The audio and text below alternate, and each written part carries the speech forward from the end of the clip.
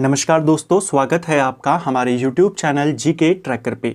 देखिए फ्रेंड, आज के वीडियो में हम बात करेंगे हमारी इकोनॉमिक्स की क्लास की।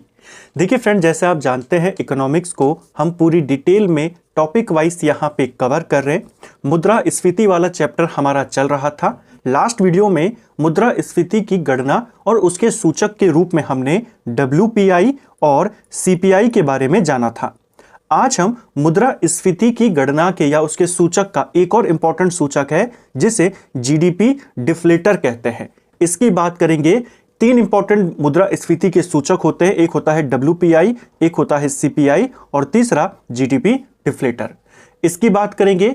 इसके बाद इन तीन के अलावा जो दूसरे सूचक होते हैं उनको भी कवर करेंगे और फिर इसी वीडियो में MCQs के माध्यम से पिछले वीडियो के भी क्वेश्चंस और इस वीडियो के भी क्वेश्चंस को प्रैक्टिस कर जाएंगे। अगर आपने हमारी इकोनॉमिक्स की इससे पहले की क्लासेस को नहीं देखा है तो प्लेलिस्ट से आप उनको देख सकते हैं। तो चलिए दोस्तों, आज की वीडियो को शुरू करते हैं। GDP अपस्फीति कारक यानी डिफ्लेटर की बात करें, ये क्या होता है? यह मुद्रास्फीति मापने का अत्यंत उपयुक्त तरीका है क्योंकि इसमें किसी अर्थव्यवस्था के किसी भी वर्ष में उत्पादित सभी वस्तुओं और सेवाओं के मूल्य में परिवर्तन को लिया जाता है। जो GDP डिफ्लेटर होता है, इसमें हम किसी एक वर्ष के अंदर जितनी भी वस्तुएं, जितनी भी सेवाएं उत्पादित हुई हैं, उन सभी के मूल्य में जो परिवर्तन आए हैं उसका आकलन करते हैं और यह मुद्रास्फीति मापने का सबसे उपयुक्त तरीका है। आपको ध्यान होगा WPI में और CPI में हम क्या कर रहे थे, कुछ विशेष वस्तुओं की बास्केट बना रहे थे कि इन वस्तुओं के मूल्य को निर्धारित किया जाएगा। WPI में केवल वस्तुओं को, CPI में वस्तु और सेवाओं दोनों को, लेकिन लिमिटेड। जबकि GDP डिफ्लेटर में क्या है, सभी वस्तुएं, सभी सेवाएं, इसमें कोई बास्केट नहीं होता। ये होता क्या है, इसको और डिटेल में जानते हैं। देखिए, जब हम सकल घरेलू उत्पाद की गणना बाजार कीमतों पर यानी प्रचलित मूल्यों पर करते हैं तो इसे बाजार कीमत पर सकल घरेलू उत्पाद या मौद्रिक GDP कहा जाता है। यानी जब हम चालू कीमतों पर वर्तमान में जो कीमत है उस आधार पे GDP को कैलकुलेट करते हैं, उसको कहते हैं मौद्रिक GDP। दूसरी GDP है जब हम सकल घरेलू उत्पाद यानी GDP की गणना आधार वर्ष के मूल्य पर करते हैं तो इसे स्थिर कीमतों पर GDP यानी वास्तविक GDP कहते हैं। तो जब हम किसी वर्ष में जो कीमतें चल रही हैं उसके आधार पर कीमतों को ज्ञात करते हैं, GDP का आकलन करते हैं, उसको कहते हैं मौद्रिक GDP। जब हम किसी वर्ष को आधार बनाकर GDP को कैलकुलेट करते हैं उसको कहते हैं वास्तविक GDP। जब हम किसी आधार वर्ष के स्थिर मूल्यों पर GDP की गणना करते हैं तो GDP पर पड़ने वाला स्फीति प्रभाव समाप्त हो जाता है। हमने पढ़ा था स्फीति प्रभाव या बेस इफेक्ट क्या होता है। तो जब हम आधार वर्ष के आधार पर तुलना करते हैं तो ये इफेक्ट जो है वो खत्म हो जाता है। हमने दो चीजें पढ़ी, एक मौद्रिक GDP और एक वास्तविक GDP। मौद्रिक GDP में वृद्धि और वास्तविक GDP की वृद्धि का अंतर ही GDP की कीमत में वृद्धि है और इसे ही GDP डिफ्लेटर कहते हैं। जैसे मान लीजिए वर्ष चल रहा है 2026, ठीक है। 2026 की GDP अगर आपको कैलकुलेट करनी है और बताना है कि इस वर्ष में इन्फ्लेशन यानी मुद्रास्फीति कितनी बड़ी है, कितनी घटी है, तो आप कैसे कैलकुलेट करोगे? आपके पास दो ऑप्शन हैं, दो तरीके से आप कैलकुलेट कर सकते हो। जो कीमतें अभी चल रही हैं, मान लीजिए कोई देश है, वो देश केवल चावल का उत्पादन करता है। उस देश ने 2026 में 10 किलो चावल का उत्पादन किया। 2026 में चावल का जो रेट चल रहा है, मान लीजिए वो 20 रुपए प्रति किलो चल रहा है, तो इसकी कीमत कितनी हो गई? 20 × 10 यानी ये पूरा हो गया 200 रुपए। तो ये आपकी क्या आई है? हमने प्रचलित मूल्यों पर निकाला है, तो ये आपकी मौद्रिक GDP आई है। अब हम आधार वर्ष मान के चल लेते हैं, हम आधार वर्ष 2015 को मान लेते हैं। उस वर्ष चावल की जो कीमत थी वो 5 रुपए मान लेते हैं या 10 रुपए मान लेते हैं। तो चावल की कीमत उस समय 10 रुपए है, उत्पादन 10 किलो ही हुआ है, 2026 का ही हम माप रहे हैं। तो अब यहां पर जो GDP आएगी वो कितनी आएगी? ये आ जाएगी आपकी 100 रुपए। ये हमने आधार वर्ष के बेस पर निकाला, इसको कहेंगे वास्तविक GDP रियल जीडीपी। इन्हीं दोनों का जो अंतर है अगर आप देखेंगे तो यहां से यहां यानी लगभग 200% बढ़ गया। यही अंतर है यहां पर, एक ही वर्ष की है दोनों के दोनों, 200% बढ़ गया, यानी इन्फ्लेशन जो है वो 200% बढ़ गई, महंगाई जो है वो 200% बढ़ गई। यही हमने कहा कि जीडीपी जो होती है दो तरीके से आप निकाल सकते हैं, या तो प्रचलित कीमत पर उसको मौद्रिक जीडीपी कहेंगे, या आधार वर्ष पे उसको कहेंगे वास्तविक जीडीपी। इन्हीं दोनों का जो अंतर है उसी को अगर आप परसेंटेज में कवर करेंगे कि कितना है, तो वो आपकी होगी जीडीपी डिफ्लेटर। यही मुद्रास्फीति है, यही इन्फ्लेशन है कि कितनी महंगाई बढ़ी है। ठीक है, वह चालू मूल्यों पर सकल घरेलू उत्पाद और स्थिर मूल्यों पर सकल घरेलू उत्पाद का अनुपात है। तो अनुपात होता है बेसिकली, जैसे हमने निकाला था कि 200 है चालू मूल्यों पर, और फिर स्थिर मूल्यों पर इसका अनुपात निकाल देंगे, परसेंटेज में कर देंगे तो 200% इन्फ्लेशन यहां पर बढ़ा है। यह होता है जीडीपी डिफ्लेटर, यानी मौद्रिक जीडीपी और वास्तविक जीडीपी में जो अंतर है उसी को हम महंगाई कहते हैं, उसी को जीडीपी डिफ्लेटर या उसी को मुद्रास्फीति कहते हैं। ठीक है, अब इसके अलावा और कौन कौन से सूचक हैं जो हमें मुद्रास्फीति मापने में या महंगाई कैसे बढ़ रही है ये दर्शाने में मदद करते हैं। देखिए, सबसे पहला है खाद्य मुद्रास्फीति। नाम से ही आप बताएंगे, फूड इन्फ्लेशन इसका नाम है। तो उपभोक्ता मूल्य सूचकांक या सामान्य मुद्रास्फीति के सापेक्ष में अनिवार्य खाद्य पदार्थों के थोक मूल्य सूचकांक में जारी बढ़ोतरी को खाद्य मुद्रास्फीति के रूप में जानता है। यानी जब हम केवल जो स्पेशल खाने पीने की चीजें होती हैं उसके आधार पे या उसके मूल्यों में परिवर्तन के आधार पे मुद्रास्फीति को कैलकुलेट करते हैं, उसको कहते हैं खाद्य मुद्रास्फीति। अर्थात यह केवल खाने पीने की वस्तुओं की कीमतों में बदलाव को मापता है। खाद्य मुद्रास्फीति हमें केवल यह बताती है कि खाने पीने की चीजों में कितनी महंगाई बढ़ी है, कितना उतार चढ़ाव हुआ है। ठीक है, अब भारत में खाद्य मुद्रास्फीति को मापने के लिए एक अलग सूचकांक जिसे CFPI कहते हैं, कंज्यूमर फूड प्राइस इंडेक्स, इसे जारी किया गया है। तो भारत में खाद्यान्न मुद्रास्फीति का जो सूचकांक है वो क्या है? CFPI, पूरा नाम कंज्यूमर फूड प्राइस इंडेक्स। दूसरा सूचकांक है या दूसरा सूचक है आवास मूल्य सूचकांक, हाउसिंग प्राइस इंडेक्स। 2007 से राष्ट्रीय आवास बैंक रेजिडेक्स इस सूचकांक को जारी करता है। जो नेशनल हाउसिंग बोर्ड है हमारा या बैंक है वो इसको जारी करता है 2007 से। यह सूचकांक विभिन्न शहरों में और विभिन्न समयों में आवासीय परिसंपत्तियों की कीमतों में होने वाले उतार चढ़ाव को बताता है। यानी जैसे खाद्य सूचकांक में खाद्यान्न की चीजें थी, इसमें घरों की, संपत्तियों की चीजों को ये कैलकुलेट करता है कि वहां पर इन्फ्लेशन कितना है। इस सूचकांक के निर्माण के लिए 2017-18 को आधार वर्ष के रूप में प्रयोग किया जा रहा है। ठीक है, इसके बाद है सेवा मूल्य सूचकांक, service price index. Abhijit Sen की अध्यक्षता में एक समिति बनाई गई थी। उन्होंने ये सुझाव दिया था कि देश में सेवा मूल्य सूचकांक को यहाँ पे जारी करना चाहिए। भारत में जो सेवा सेक्टर है, तीसरा हमारा क्षेत्र है सेवा क्षेत्र, उसमें लगातार वृद्धि हुई है। तो सेवा क्षेत्र में क्या महंगाई बढ़ रही है, कितनी बढ़ रही है, उसको प्रॉपर मापने के लिए एक समिति बनाई गई, समीक्षा करने के लिए कि कैसे हम इसको मापें, क्या हमें करना चाहिए कि सेवा क्षेत्र पर ध्यान दिया जाए। समिति अभिजीत सेन की अध्यक्षता में बनाई गई। इन्होंने सुझाव दिया कि हमें, जैसे हम खाद्यान्नों के लिए जारी करते हैं, हम वस्तुओं के लिए करते हैं, ऐसे ही हम एक पर्टिकुलर सेवा मूल्य सूचकांक भी जारी करना होगा। इसके अलावा सी रंगराजन की अध्यक्षता में गठित राष्ट्रीय सांख्यिकी आयोग ने भी इसकी सिफारिश करी थी। तो जो सी रंगराजन थे उनकी अध्यक्षता में भी एक समिति बनाई गई, उसने भी कहा कि यह बनाना चाहिए, सेवा मूल्य सूचकांक होना चाहिए। ठीक है, इसके बाद है उत्पादक मूल्य सूचकांक, प्रोड्यूसर प्राइस इंडेक्स। यह सूचकांक थोक बाजार में निर्माताओं और उत्पादकों द्वारा बेची जाने वाली प्रदर्शक वस्तुओं और सेवाओं की टोकरी की कीमत में होने वाले औसत परिवर्तन के सापेक्षिक माप है। उत्पादक मूल्य सूचकांक बेसिकली प्रोड्यूसर जो है, जो चीज़ों को बना रहा है, जैसे कोई फैक्ट्री का मालिक है या जो उत्पादक है, उसकी नज़रों से उसकी लागत में कितनी बढ़ोतरी हुई है, उसके लिए महंगाई क्या बढ़ी है, वहाँ से उसके दृष्टिकोण से इसको मापा जाता है। अर्थात उत्पादक मूल्य सूचकांक वस्तुओं और सेवाओं के घरेलू उत्पादकों के द्वारा एक समय अवधि में प्राप्त विक्रय मूल्य में औसत परिवर्तन की माप प्रस्तुत करता है। यानी अगर मैं कोई चीज बना रहा हूं तो वो चीज पहले कितने में बिक रही थी, पहले मुझे उसके इतने रुपए मिल रहे थे, अब उसके इतने मिल रहे हैं, उसी में जो परिवर्तन है उसी को हम इससे मापते हैं उत्पादक मूल्य सूचकांक।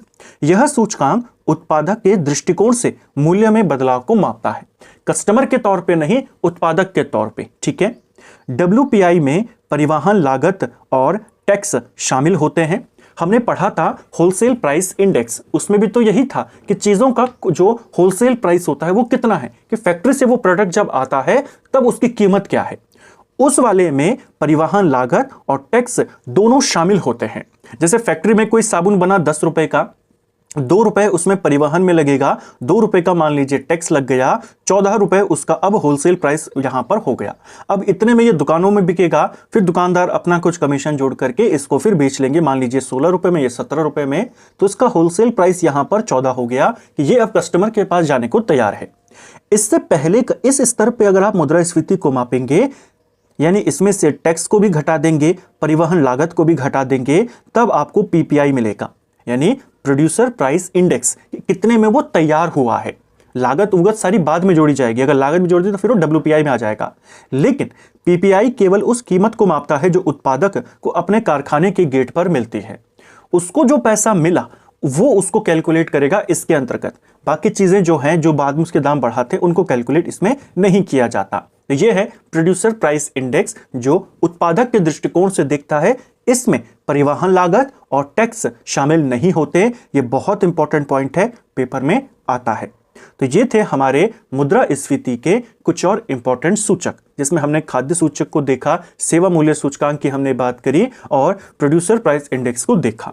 अब बात करेंगे जो हमने लास्ट वीडियो में कॉन्सेप्टों को कवर किया और इस वीडियो में जो हमने कॉन्सेप्ट देखे उनको MCQ के रूप में करने का। भारत में वर्तमान में मौद्रिक नीति के निर्धारण के लिए मुद्रास्फीति मापने का मुख्य आधार क्या है? तो भारत में मॉनेटरी पॉलिसी कौन बनाता है? भारत में मौद्रिक नीति हमने पढ़ा है RBI। 2 तरह की नीतियां होती हैं, एक होती है मौद्रिक नीति और एक होती है राजकोषीय नीति। राजकोषीय नीति कौन बनाता है भारत में? भारत सरकार या वित्त मंत्रालय। ठीक है। और मौद्रिक नीति बनाता है RBI। तो मौद्रिक नीति के निर्धारण के लिए मुद्रास्फीति मापने का मुख्य आधार क्या है? CPI, उपभोक्ता मूल्य सूचकांक। लास्ट वीडियो में डिटेल से हमने इसके बारे में जाना था। ऐसे ही सवाल आपके पास डायरेक्ट बन जाता है। ठीक है। अगला, थोक मूल्य सूचकांक के संदर्भ में निम्नलिखित कथनों पर विचार करें। पहला, इसमें वस्तुएं और सेवाओं दोनों के मूल्य में परिवर्तन को मापा जाता है, गलत है। थोक मूल्य सूचकांक में केवल वस्तुओं को मापा जाता है, सेवाओं को इसमें शामिल नहीं किया जाता। यह थोक बाजार की कीमतों पर आधारित होता है। क्या यह सही है? यह वाला आपका सही है। यह थोक बाजार की जो कीमतें होती हैं कि थोक में वो चीज कितने में पड़ रही है, वो उसको कैलकुलेट किया जाता है इसके अंदर। ठीक है। तो केवल सेकंड वाला आपका सही है।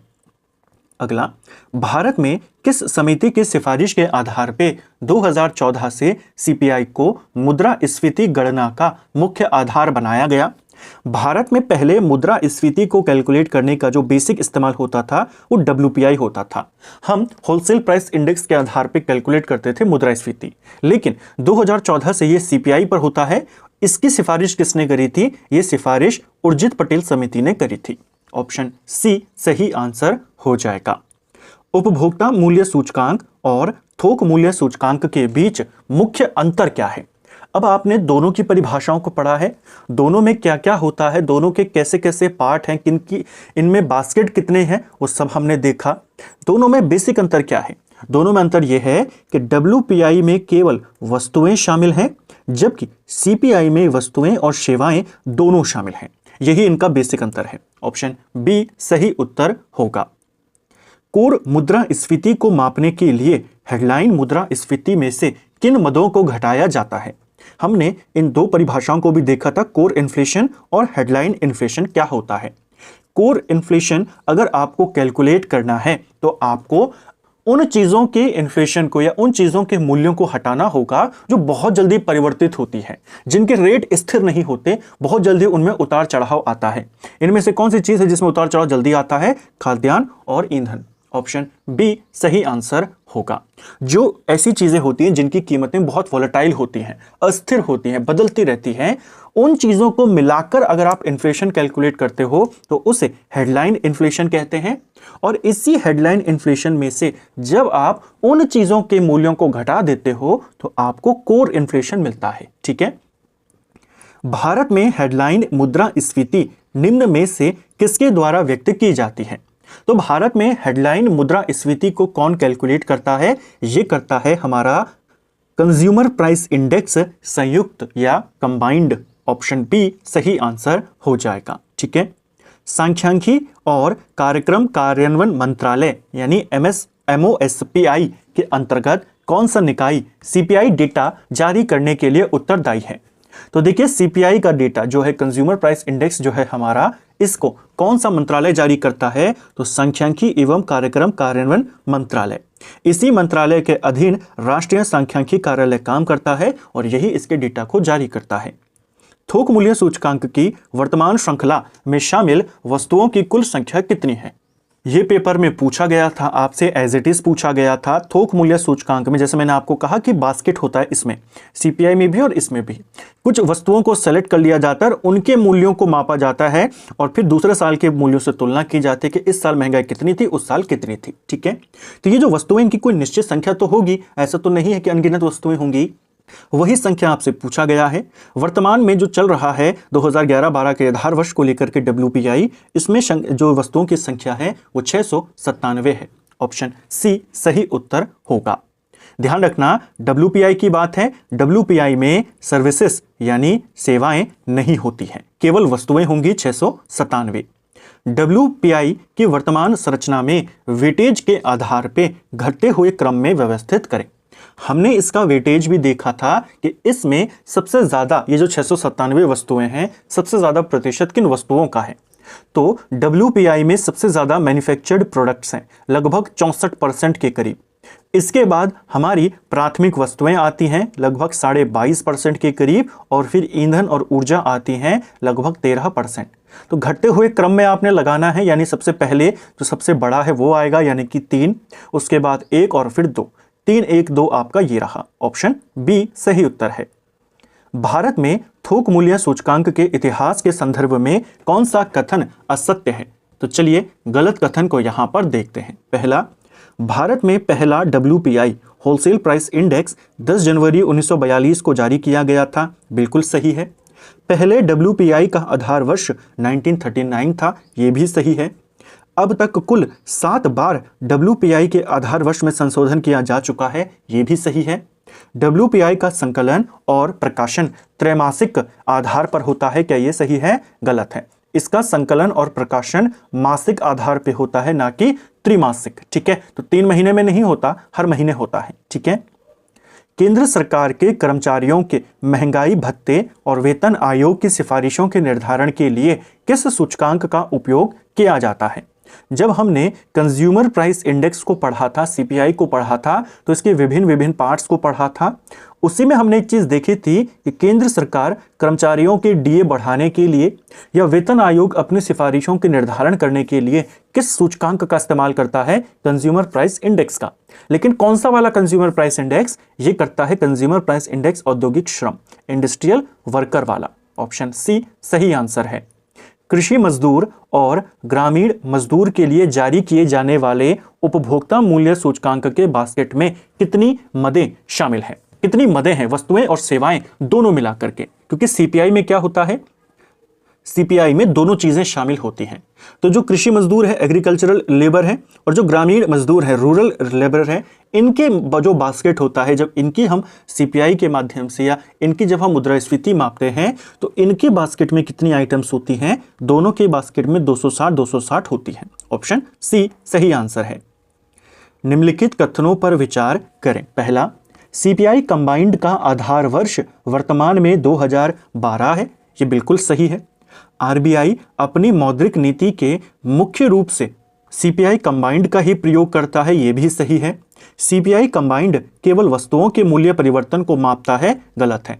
मैंने जैसे कहा WPI केवल वस्तुओं को मापता है, CPI जहां पर भी लग गया ये वस्तु और सेवा दोनों को मापेगा। ठीक है, तो ये वाला गलत है, पहला और दूसरा आपका सही होगा। ठीक है, उपभोक्ता मूल्य सूचकांक के बास्केट में निम्न में से किस समूह का भारांश सबसे ज्यादा है?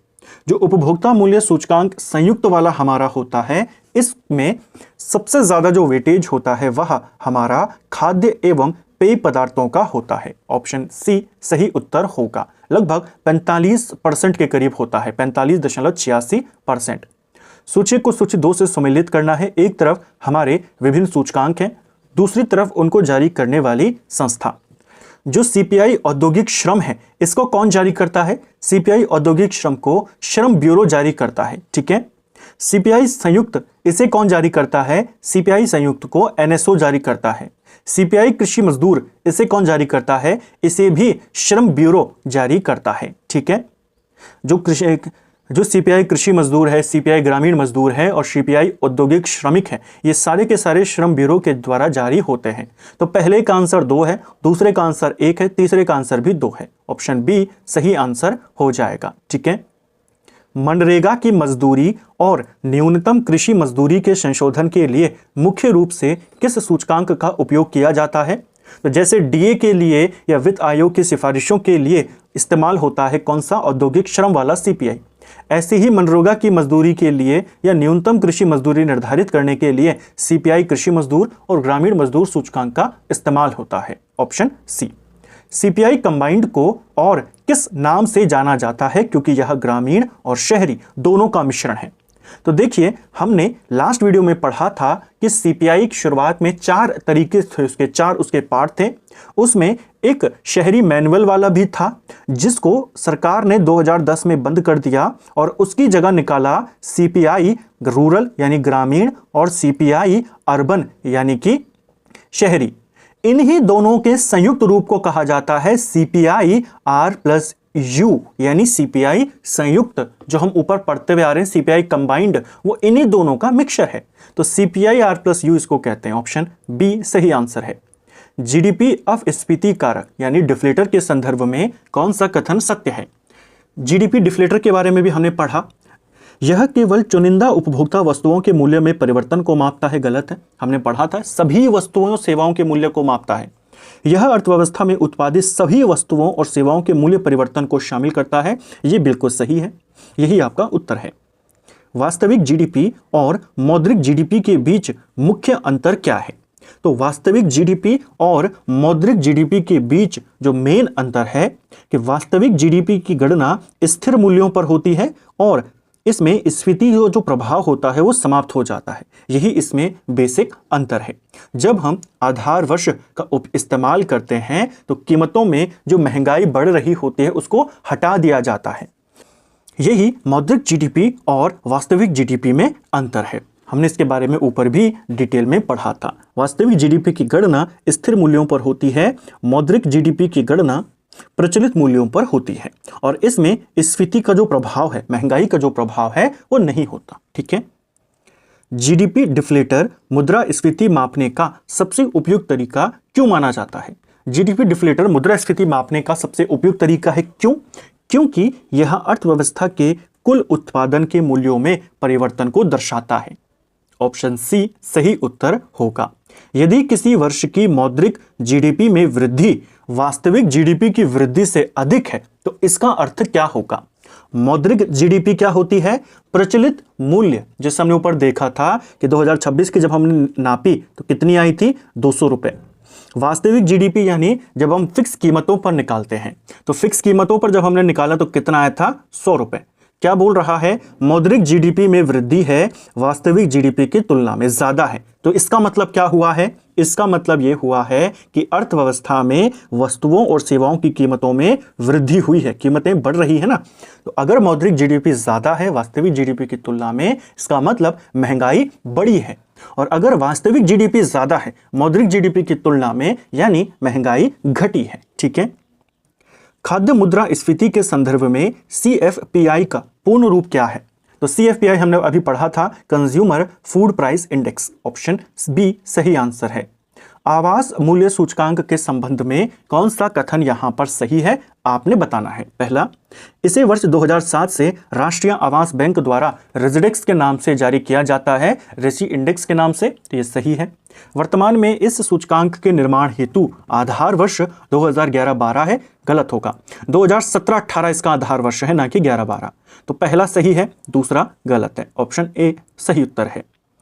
उत्पादक मूल्य सूचकांक और थोक मूल्य सूचकांक के बीच मुख्य तकनीकी अंतर क्या है? तो ये भी उत्पादक के दृष्टिकोण से देखता है, ये भी बनाने के यानी वस्तुओं के थोक मूल्य की बात करता है। दोनों में अंतर क्या है? दोनों में अंतर क्या था? हमने अभी ऊपर देखा था कि WPI में होलसेल प्राइस इंडेक्स में टैक्स और परिवहन लागत शामिल होती है, जबकि जो उत्पादक मूल्य सूचकांक है केवल उत्पादक को मिलने वाली वास्तविक मूल्य को मापता है। ठीक है, उत्पादक मूल्य सूचकांक मूल्य परिवर्तन को किसके दृष्टिकोण से मापता है? तो मूल्य परिवर्तन को उत्पादक मूल्य सूचकांक बेसिकली उत्पादक के दृष्टिकोण से मापता है। ऑप्शन सी सही उत्तर होगा। ये भी क्वेश्चन, ऐसे क्वेश्चन भी बन जाते हैं। तो फ्रेंड्स, ये था हमारा आज का वीडियो जिसमें हमने मुद्रास्फीति के सूचक की बात करी और मुद्रास्फीति से जुड़े इंपॉर्टेंट MCQs को देखा।